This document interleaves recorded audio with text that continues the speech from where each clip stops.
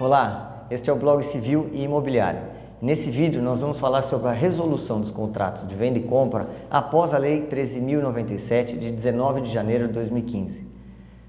Muito já se discutiu sobre a validade das cláusulas resolutivas expressas contidas nos instrumentos particulares de venda e compra e a necessidade de ajuizamento de medida judicial para a resolução do contrato.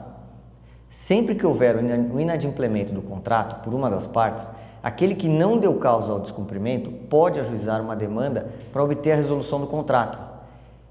Esse direito independe de previsão contratual e pode ser obtido com base naquela cláusula geral do artigo 475 do Código Civil, que é aplicável a todos os contratos. Mas a resolução, nesses casos, somente será obtida mediante ação judicial. Por isso, alguns contratos ainda trazem uma cláusula prevendo a resolução em caso de inadimplemento, independentemente de pronunciamento judicial, aquela chamada cláusula resolutiva expressa. Essas cláusulas resolutivas expressas prescrevem que, verificada uma determinada situação de inadimplemento, o contrato se resolve, ou seja, independentemente de intervenção judicial, o contrato será resolvido em caso de inadimplemento, porque assim ajustaram as partes e porque assim está previsto no contrato. A discussão que se arrastou por muito tempo girava em torno da necessidade de ajuizamento de ação para resolver instrumentos de venda e compra, mesmo existindo essa cláusula resolutiva expressa, que trouxesse a previsão de resolução automática em caso de inadimplemento. A pergunta que se fazia era se a cláusula resolutiva tinha aplicação quando o adquirente deixava de pagar as parcelas do imóvel. E os tribunais sinalizavam que, mesmo havendo essa cláusula, a ação judicial era sim necessária, porque ela resguardava os direitos daquele adquirente inadimplente. Ou seja, a tramitação da ação garantia esses direitos do adquirente.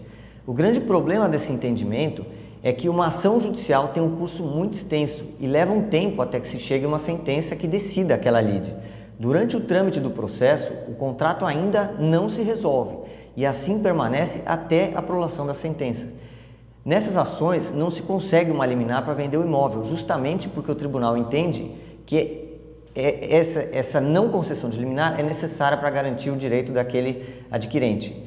Disso resulta que os imóveis ficam fechados, porque a construtora não entrega as chaves para o adquirente inadimplente, mas também não pode fazer mais nada com aquele imóvel, ou seja, não pode vender porque existe sempre o risco dessa ação ser julgada improcedente.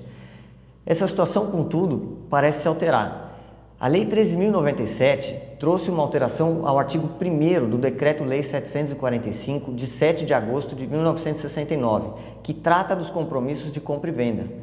Agora, o artigo 1º, parágrafo único do Decreto-Lei 745 é expresso ao afirmar que nos contratos em que constem cláusulas resolutivas expressas, a resolução por inadimplemento absoluto do promissário comprador se operará de pleno direito.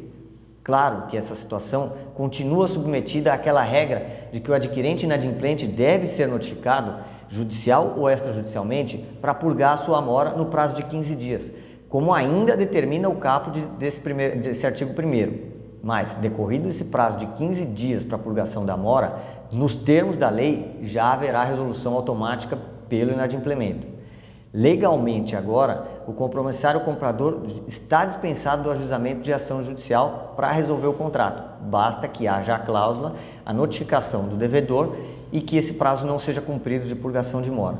Mas precisamos aguardar para ver como os tribunais vão se comportar com essa nova previsão, que é contrária ao que vinha sendo decidido. Obrigado e até o próximo vídeo.